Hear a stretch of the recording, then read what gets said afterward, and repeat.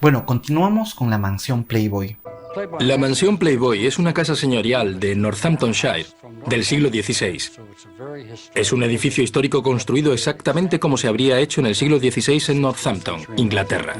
Y una copia de una mansión inglesa de estilo gótico y de 1800 metros cuadrados.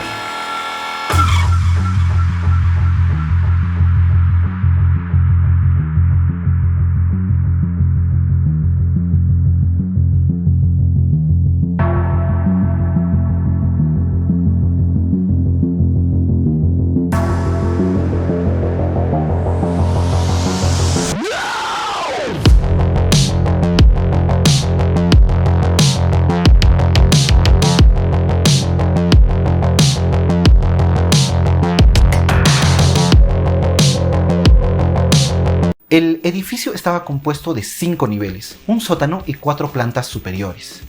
Los 2 primeros pisos estaban destinados a las actividades sociales del edificio, a las fiestas de Hefner, fiestas a las que invitaba a muchas personalidades del espectáculo y de la música norteamericanos. Estos 2 primeros niveles estaban compuestos por una serie de espacios como por ejemplo salones de baile, bares, espacios destinados al juego como por ejemplo salones de billar, de taco e inclusive un casino.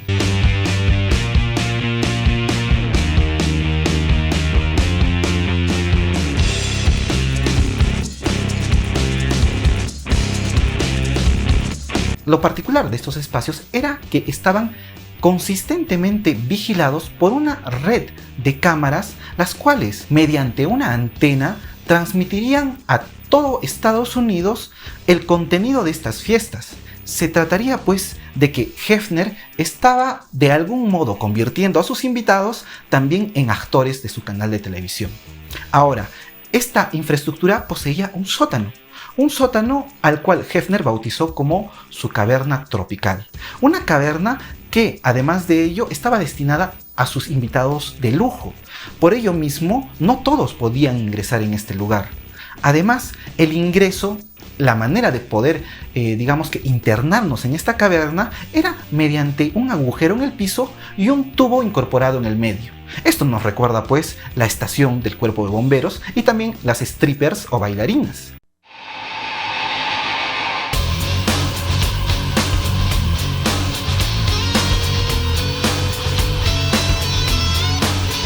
La atmósfera de estas cavernas necesariamente tenía que tener un aspecto rústico. Estaban casi completamente recubiertas de piedras rugosas, en algunos casos lajas e inclusive también mármoles. Pero lo particular era que era un espacio acuático, pues poseía varias piscinas y fuentes. Algunas piscinas se elevaban sobre el piso y poseían muros laterales completamente translúcidos. Es decir, se podía literalmente ver a las conejitas completamente desnudas bañándose en el interior. Ahora podemos decir que este espacio era tal vez el más hedonista de todo el edificio, por su atmósfera casi paradisiaca, hermética, una atmósfera que nos invitaba ya de por sí al consumo de drogas y de sexo. Las conejitas completamente desnudas caminaban, bailaban y nadaban en este espacio acuoso. Hefner equipó la casa señorial del siglo XIX con los más modernos artilugios lúdicos, como una cama redonda giratoria, una piscina cubierta, un bar bajo el agua, del sexo sin avergonzarse de ello. Hefner, por otro lado, tenía su propia cabina particular, un espacio privado dentro de esta caverna, la cual poseía a su vez una pequeña ventana a través de la cual Hefner podría ver a todos sus invitados en este trance, en esta especie de hipnosis dentro de esta caverna utópica. Por ello mismo, Paul Preciado denomina a Hefner como el Platón moderno.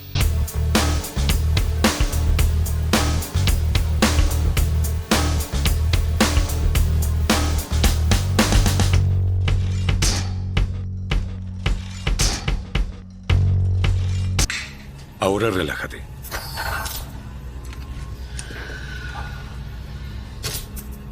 Sentirás algo extraño.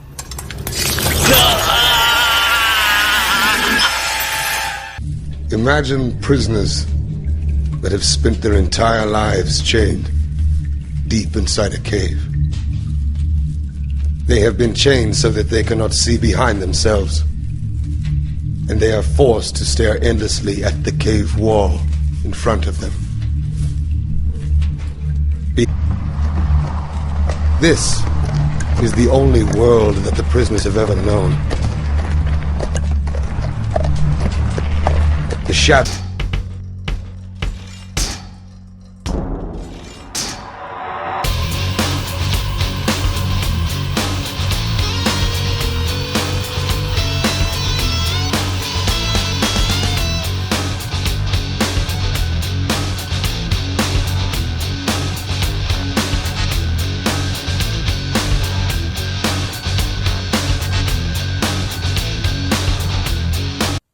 ¿Estamos en un programa de computadora? ¿Está tan difícil de creer? Esto no es la realidad. ¿Qué es real? ¿Podrías definir real? Si te refieres a lo que puedes sentir, puedes oler, puedes probar y ver, real son simples señales eléctricas que interpreta tu cerebro.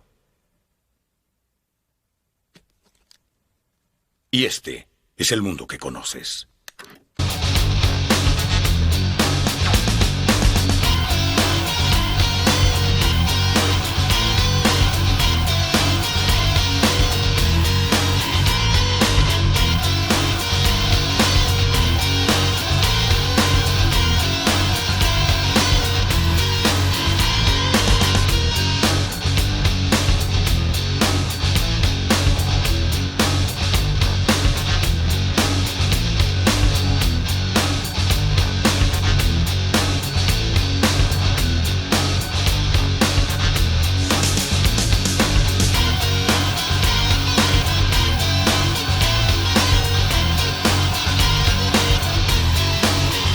I'm Hugh Hefner.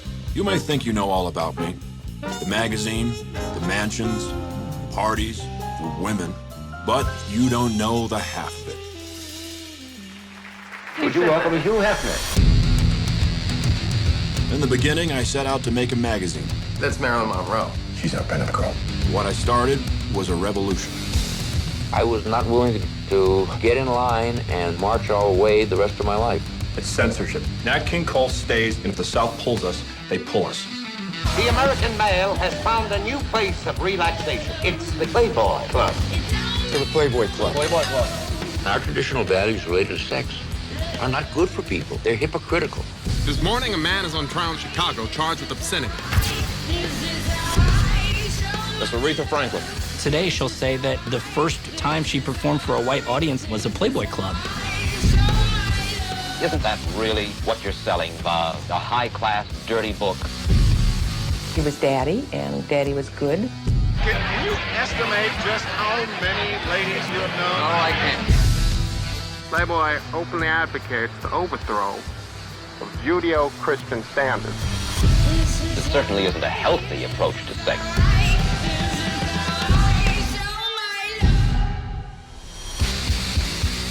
This is my story. Or at least how I remember it. El tercer nivel de la mansión estaba destinado a la habitación de Hefner, pero también a una cierta cantidad de suites que eran privilegio de los amigos más cercanos de Hefner, así como de sus socios. Pero en este tercer nivel también encontrábamos algunas oficinas o algunos departamentos de trabajo para las conejitas más prestigiosas de toda la mansión, las favoritas de Hefner. El cuarto nivel estaba destinado para los dormitorios de las 40 conejitas, así como también a los dormitorios de las que serían sus institutrices, es decir, las mamá conejas.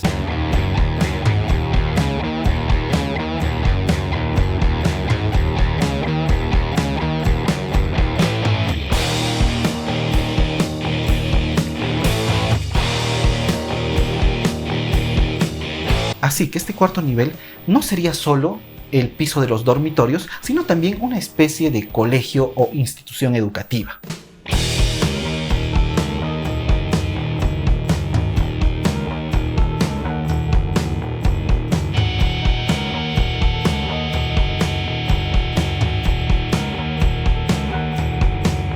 Entonces, la mansión Playboy se trataría de una infraestructura que albergaría en sus espacios una serie de actividades o funciones que en apariencia podemos ver como completamente contradictorias. Por un lado, la residencia de señoritas, por el otro, la rigurosidad y disciplinariedad del centro educativo y finalmente el burdel. Entonces, todos estos espacios o todas estas actividades contradictorias estarían conglomeradas dentro de una misma infraestructura.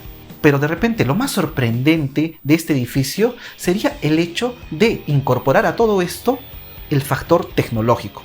Es decir, convertir este ambiente completamente hermético, privado, en un espacio también público. Pues la antena de televisión que transmitía prácticamente todos los espacios mediante su antena a los hogares estadounidenses haría de este territorio un territorio también público. Entonces estamos hablando de un territorio que es privado, pero también es público, que es disciplinar, pero también es hedonista, que es una residencia donde Hefner, un sujeto casado, conviviría con 40 mujeres. Entonces, esta es la manera en la que Hugh Hefner descubre la pornotopía. Y ahora pasaremos a la parte tal vez un poco más complicada de este video, la teoría. Daremos algunas definiciones. Primero hablaremos de qué son las heterotopías, después hablaremos de pornotopía y finalmente concluiremos con la hipótesis de este libro, que era el hecho de que la arquitectura pueda transformar literalmente a una sociedad. Vayamos con la definición de heterotopía. ¿Qué es una heterotopía? Vendría a ser un territorio el cual distorsionaría o transformaría las normas, las leyes, las tradiciones de un determinado cuerpo social. Dentro de la pequeña burbuja heterotópica, toda la moralidad, toda la legalidad, todas las costumbres comienzan a tergiversarse, a torcerse. Es, por ejemplo, heterotópico la colonia. Si pensamos en una colonia de musulmanes dentro de una ciudad, por ejemplo, francesa, estaríamos hablando de un contexto completamente occidental, que sería la ciudad francesa, dentro del cual se aposentaría un pequeño territorio, una pequeña burbuja musulmana con tradiciones, con moral y con legalidad propia.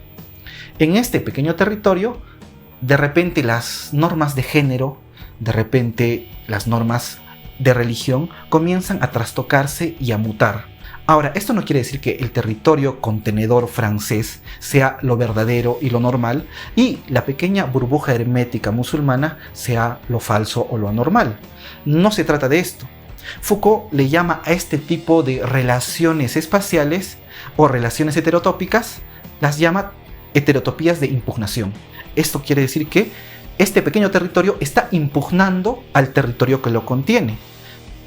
Como repito, no se trata de que uno es verdadero y el otro sea falso. Se trata de distorsionar el orden estructural exterior para recomponerlo o reorganizarlo en el interior. Ahora, ¿qué es pornotopía? Básicamente sería un tipo muy particular de heterotopía. ¿Y en qué consiste la pornotopía? ¿O qué es lo que lo diferencia de una heterotopía? Básicamente el hecho de incorporar el componente sexual y añadiéndole además el componente tecnológico.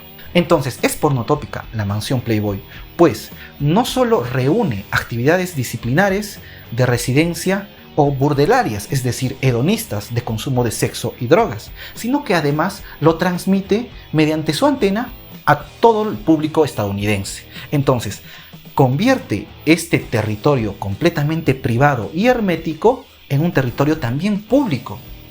Lo que no ocurre, por ejemplo, en la heterotopía de impugnación, que serían las colonias. Las colonias se mantienen en su territorio, es un territorio privado al cual uno puede tener acceso solo ingresando en él.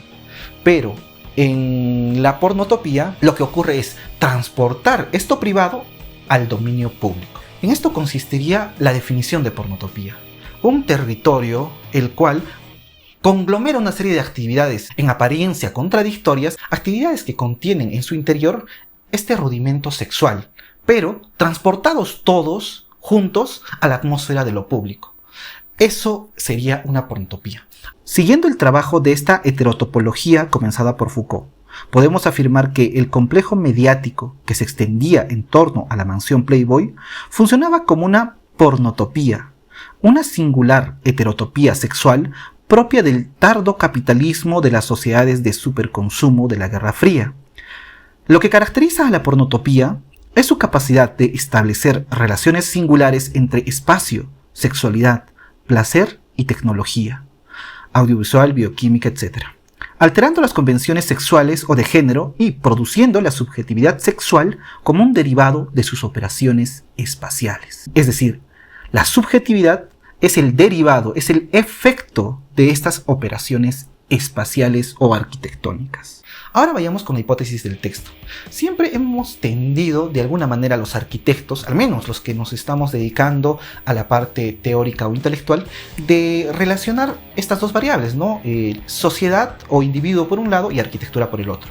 Muchas veces se ha pensado que la arquitectura vendría a ser una especie de manifestación o concretización de las tradiciones, costumbres de una sociedad.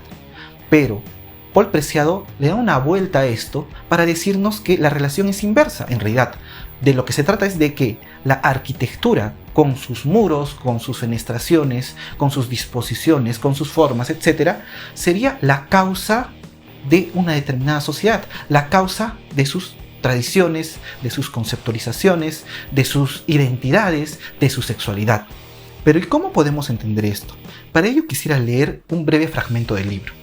Esta podría ser la divisa con la que Playboy emprende en los años 50 una tarea de transformación social. Si quieres cambiar a un hombre, modifica su apartamento. Playboy confió en el apartamento de soltero como nicho de fabricación del nuevo hombre moderno. Aquí el apartamento no era un mero decorado de interior, sino una auténtica máquina performativa de género, capaz de llevar a cabo la transformación del antiguo hombre, es decir, para Hefner, el ciervo, la figura del ciervo que come su césped en su casa suburbana, transformación de este ciervo en un Playboy. Y para la figura Playboy, Hefner crea al conejo juguetón. La arquitectura funcionaba como un espacio de aprendizaje, en el que el hombre ciervo podía familiarizarse con la ética juguetona del conejo a través del manejo de una serie de dispositivos giratorios destinados a resaltar el carácter flexible, circular y reversible de las rígidas normas de género sexuales, sociales y políticas que dominaban a la sociedad americana de posguerra. En fin, transformar al ciervo en un conejo. Entonces, cuando hablamos de la arquitectura, estaríamos hablando de máquinas performativas. Esto quiere decir máquinas o tecnologías o dispositivos que mediante la disposición de sus espacios, de sus aberturas, de sus llenos y sus vacíos, podría cambiar al sujeto que habita en su interior. John Austin, este lingüista, nos hablaba de las prácticas performativas. Por ejemplo, cuando un padre le dice a un niño que de repente, producto de sus travesuras, se golpeó, y el padre le dice: no llores, solo las niñas lloran. Ese es un acto performativo, pues las palabras del padre entrarán en la conciencia psicológica del niño y cambiarán en alguna medida su psicología. Del mismo modo, la arquitectura, mediante ciertas estrategias, como ya había mencionado anteriormente con el departamento y con las casas de los sujetos postdomésticos, cambiará al usuario un departamento completamente amplio que posea una vigilancia global donde el sujeto se sienta omnipresente y pueda tener contactos visuales permanentes con sus compañeras de turno, un espacio de lujo, un espacio hedonista. Este lugar necesariamente tendría que cambiar la subjetividad de su huésped, del sujeto Playboy postdoméstico. Del mismo modo que la revista Playboy intentó instituir un mito, intentó transformar al ciudadano norteamericano masculino promedio mediante su arquitectura, de ese mismo modo la sociedad o el gobierno norteamericano estadounidense cambió, y esto sí fue completamente verídico y real, cambió a su población mediante una distribución urbana, la distribución que ya había comentado hace un momento, esta distribución donde se separaría radicalmente un centro urbano, un centro laboral e industrial de una periferia suburbana que era doméstica y familiar, dividiendo de este modo también el género. Las mujeres en la casa durante todo el día, durante toda la noche, durante toda su vida en actividades domésticas, el varón, por el otro, en los lugares sociales, lugares políticos, lugares de trabajo. Varones durante el día en el trabajo, solo relacionándose con otros varones, intensificando de repente sus códigos de masculinidad. Mujeres en los hogares, realizando trabajos puramente domésticos, intensificando su feminidad, porque es cierto que se juntaban entre ellas. Las mujeres, las madres, las esposas, se visitaban las unas a las otras. Comenzaba a existir una especie de lo que el feminismo titula como sororidad, o sea, una alianza entre estas madres, entre estas esposas. Entonces estamos hablando de esta polaridad institucionalizada por el gobierno estadounidense. Playboy intentó lograr más bien lo opuesto, un mito de emancipación de este sujeto postdoméstico, de este marido, un mito que es cierto, tal vez pudo tener algunos militantes concretos y reales, o sea, algunas personas que literalmente abandonaron a sus familias, se compraron sus departamentos e intentaron vivir una vida Playboy. Pero la mayoría, la gran mayoría de sus millones de consumidores, televidentes o lectores simplemente vieron a la revista como un pequeño territorio de relax, de disfrute, de fantasía. O sea, no llevaban la fantasía al acto, al hecho, pero por lo menos se distraían y la contenían en su imaginario, ¿no? Para satisfacerse en alguna medida. Entonces, creo que con esto hemos llegado al final de este conversatorio, de esta charla respecto de este libro. Y bueno, nos estaríamos viendo en una siguiente oportunidad. Solo pedirles pues que se suscriban al canal, que le den al botón de like y que me dejen algo en los comentarios para poder resolverlo. Bueno, muchas gracias y hasta una siguiente oportunidad.